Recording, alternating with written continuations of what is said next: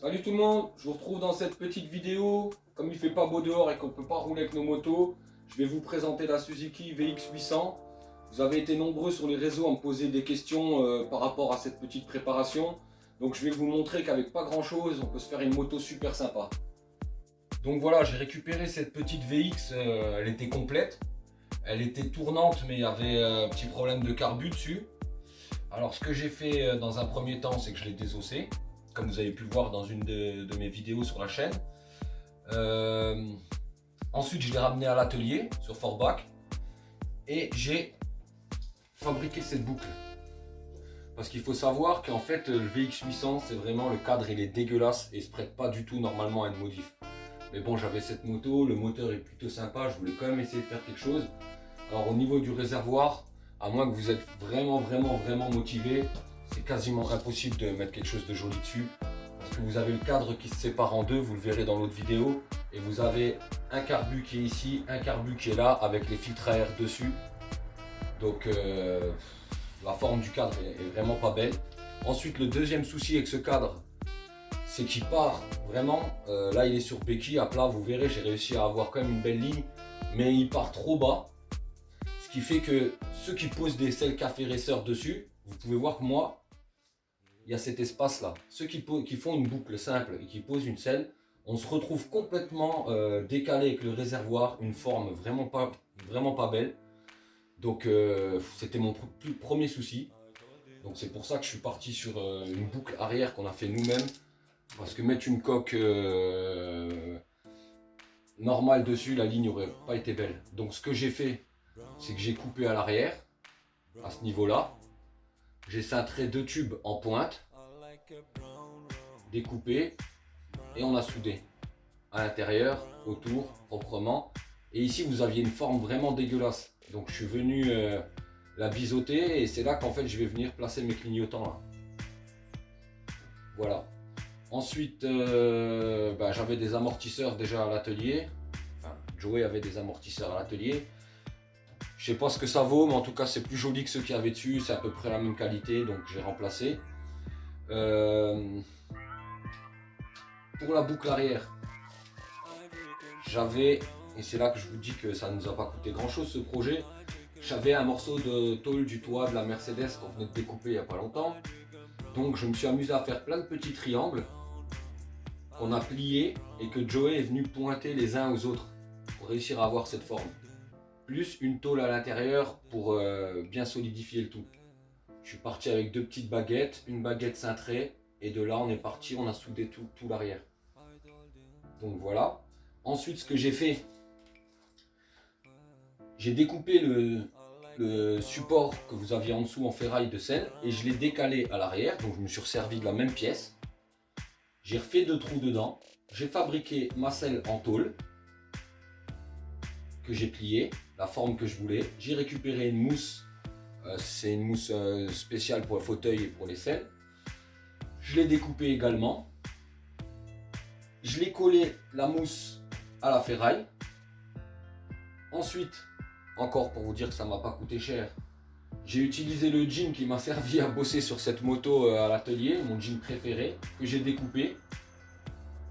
J'ai collé avec une bombe à tissu, j'ai encore mis de la colle à tissu spécial et je suis venu, j'ai redécoupé la forme avec du bois très fin comme vous avez dans les fonds d'armoire que je suis venu mettre sous la ferraille, collé également, et j'ai agrafé par le dessous proprement. La selle tient avec deux vis soudées sous la tôle qui traversent dans le support que je vous parlais tout à l'heure. Donc avec deux vis la selle s'enlève et il reste cette pièce que j'ai fait en un morceau de tôle, également le toit de la Mercedes, que j'ai plié, cintré pour habiller justement cette partie du cadre qui était moche. Elle vient se prendre juste ici sur les deux vis là, fixée avec la selle en dessous et avec les deux vis du réservoir. Ce qui permet d'enlever la selle uniquement avec deux vis et d'enlever ce cache pour accéder à la batterie uniquement avec les deux vis du réservoir de devant. Donc pour vous dire, ça ne m'a rien coûté du tout, juste un peu d'imagination, un petit peu de temps, ça m'a pris une après-midi. Et voilà. Après, les échappements, j'avais des silencieux. Bon, ça, j'avoue que c'est un petit investissement. Mais j'ai gardé l'échappement d'origine, juste découpé et soudé. Je vais le rhabiller avec de la bande thermique. Ensuite, tout ce qui est batterie, électricité, je n'ai rien touché. J'ai réussi à tout garder d'origine, dans le support d'origine que j'ai repeint en noir uniquement. J'hésite encore si je ne vais pas y mettre deux petits caches ovales également en ferraille ou je sais pas. Je vais voir parce que bon, ça dérange pas trop. Il y a juste la petite bobine sur le côté. Le reste est assez propre. J'ai gardé vraiment tout d'origine, donc ce qu'on appelle le faisceau est d'origine, donc il y a les fusibles qui sont accrochés derrière la batterie où ils y étaient. J'ai juste remonté le CDI qui est dans la coque, accroché avec une petite patte, c'est tout. Voilà pour ce qui est niveau du cadre. Le réservoir et tout, j'ai décapé toute la peinture. Je l'ai mis à nu. J'ai laissé quelques endroits un peu et puis j'ai remis des petits coups de bombe de peinture noir brillant que j'ai reponcé un peu et je l'ai verni par-dessus avec les autocollants. Parce que bon voilà, projet low cost. Et tout ce qui est peinture, à chaque fois on sous-traite et là pour le coup je voulais pas mettre trop d'argent dans cette moto pour le moment, donc voilà. Par contre, si vous suivez, je suis en train de m'équiper tout ce qui est peinture et je suis en train de refaire la Harley, donc je vous montrerai, vous ferez une petite vidéo, un petit tuto peinture. Donc je suis novice, je vais m'y mettre et on va voir, comme ça on verra ensemble si un novice est capable de faire une bonne petite peinture sur sa moto sans l'aide d'un professionnel. Bon, pour revenir à la VX, donc du coup j'ai réglé les carbus et tout, la moto tourne nickel. On va faire un peu, je vais vous faire une petite vidéo pour vous montrer un peu tout ça. On retrouve la selle. Habillé en jean, donc du coup, comme je vous le disais, on voit pas trop bien, la lumière est pas top dans mon garage, je suis désolé. Et la coque arrière.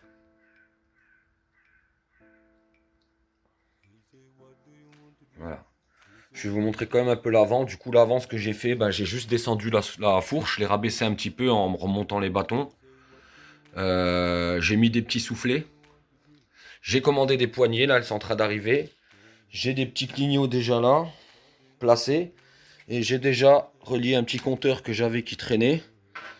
Donc, truc tout simple, quoi. Plein phare, les clignots. Vraiment tout bidon sur la cosse d'origine. C'est quasiment les mêmes couleurs de câbles.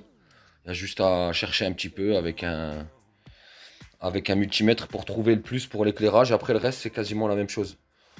Donc vous voyez, j'ai gardé le même phare et tout, qui ressort super bien. Bon, j'ai mis un rétro un peu dégueulasse parce que j'avais envie de la tester. Donc j'ai mis ce qui traînait dans une caisse. J'avais les pneus, bon je sais pas si ça fait trop super mode, café racer, mais c'était des pneus qui étaient déjà dessus et ils sont quasi neufs, donc je me suis pas embêté pour le moment. Et voilà, hein, autrement on a fait un peu le tour. Donc ce qui me reste là, j'ai commandé des poignées, pareil j'ai mis ce qui me restait, poignées de frein, les poignées en caoutchouc que j'ai commandé un peu plus sympa, un petit rétro. Et j'hésite à faire encore le côté là, est-ce que je mets encore des petits caches ou pas. Donc je vous donne un petit aperçu. La position de conduite est vraiment top. Bon, elle est super basse du coup. Les amortisseurs, ils sont 3 ou 4 cm plus bas que ceux d'origine.